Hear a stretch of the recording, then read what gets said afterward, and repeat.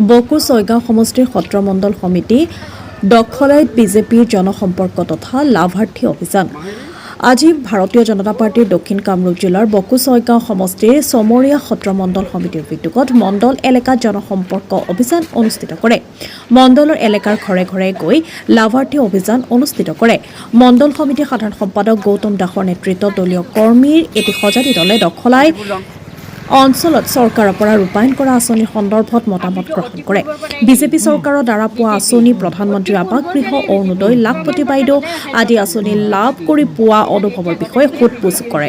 কাৰ্যসূচীত গৌতম দাসক সহযোগ আগবঢ়াই উপসভাপতি ৰাজধৰ দাস, মণ্ডল সমিতিৰ সম্পাদক বিশ্ব দাস, ৰূপকুমাৰ ভৰালী, বিপুল ৰাভা, এছটি মৰ্চাৰ সভাপতি নিপুণ ৰাভা, মহিলা মৰ্চাৰ সভানেত্ৰী নমিতা দাস, যুৱ মৰ্চাৰ সভাপতি মিতুল দাসসহ বহুকেইজন দলীয় কৰ্মী। বকুৰ পৰা ধনমণি মেধিৰ ৰিপৰ্ট, নিভাজ লাইভ।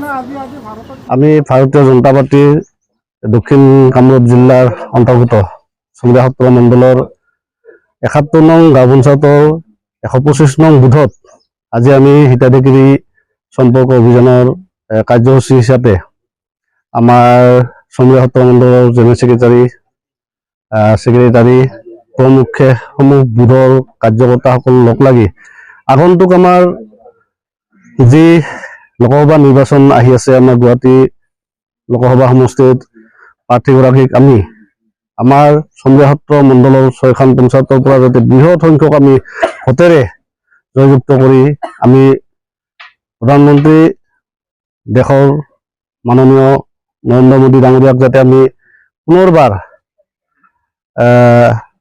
বৃহৎ সংখ্যক আসনেৰে জয়যুক্ত কৰিব পাৰোঁ, তাৰে প্ৰয়াসৰে আমি সকলো কাৰ্যকৰ্তা যুদ্ধত নামি গৈছোঁ আৰু এই প্ৰয়াস আমাৰ চলি থাকিব যেতিয়ালৈকে আমাৰ নিৰ্বাচন শেষ নহয়। এইখিনি আমাৰ কাৰ্যসূচী বৰ্তমানলৈ লৈ নমস্কাৰ জনাইছোঁ। আমাৰ ভাৰতীয় জনতা পাৰ্টিৰ এটা সম্পৰ্ক অভিযান চলি আছে, মানে ঘৰে ঘৰে গৈ আমাক সম্পৰ্ক স্থাপন কৰিব দিছে আৰু সেই অনুযায়ী আজি আমি ভাৰতীয় জনতা পাৰ্টিৰ চমৰীয়া সত্ৰ মণ্ডলৰ ১২৫ নং বুথত আজি আমি দখলাই গাঁৱত আমাৰ বুথ সভাপতিৰ লগত আজি এই অঞ্চলৰ প্ৰত্যেকজন বেনিফিচিয়াৰী পোৱা নপোৱা প্ৰত্যেকজন ঘৰলৈ গৈ আমি আজি প্ৰত্যেকজনে বুজ লৈছোঁ আৰু প্ৰত্যেকজনে তাৰমানে ভাৰতীয় জনতা পাৰ্টিৰ পুৰা সমৰ্থন আছে, খালি ভোট দিবলৈ বাকী, ভোট দিব হৈ আছে সকলে। গতিকে আমাৰ এই অঞ্চলৰ পৰা আমি মাননীয় বিজুলী কলিতা মেধি ডাঙৰীয়ানীক আমি ইয়াৰ পৰা যথেষ্ট সংখ্যক ভোট দিম বুলি আমি দৃঢ় প্ৰতিজ্ঞা হৈছোঁ। গতিকে আগন্তুক পৰ্যায়ত আমি প্ৰধানমন্ত্ৰীৰ যিটো শ্লোগান ৪০০ কা পাৰ, গতিকে আমি নিশ্চয় ইয়াত ৪০০ পাৰ কৰিব পাৰিম।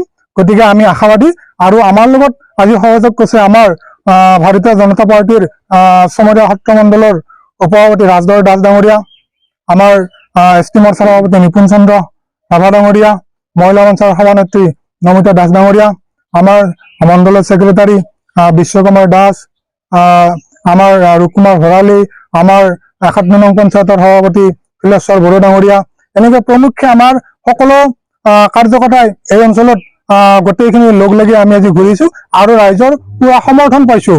আৰু আমাৰ মাজত আছে যুৱ মৰ্চাৰ সভাপতিও আছে, তেওঁ আজি আমাক সহযোগ কৰিছে, গতিকে তেওঁকো ধন্যবাদ দিছোঁ। গতিকে আমাৰ ইয়াত আমি এই বুথৰ পৰা যথেষ্ট সংখ্যক ভোট দিব বুলি আমি আশাবাদী।